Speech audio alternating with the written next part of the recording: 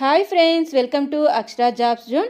Friends, ఇవాళ వీడియోలో DSC పరీక్షకు ఉపయోగపడే బయాలజీ మోడల్ ప్రశ్నలు కొన్ని మనం ఈ వీడియోలో తెలుసుకుందామండి. అంతకంటే ముందు మీరు కనుక మా ఛానల్ని ఇంకా సబ్స్క్రైబ్ చేసుకున్నట్లయితే కింద ఉన్న సబ్స్క్రైబ్ బటన్ని ట్యాప్ చేయండి ఫ్రెండ్స్. మా ఛానల్కి సంబంధించిన లేటెస్ట్ వీడియోస్ని నోటిఫికేషన్ రూపంలో ఎప్పటికప్పుడు పొందేందుకు గాను పక్కనే ఉన్న బెల్ ఐకాన్ని కూడా ట్యాప్ చేయండి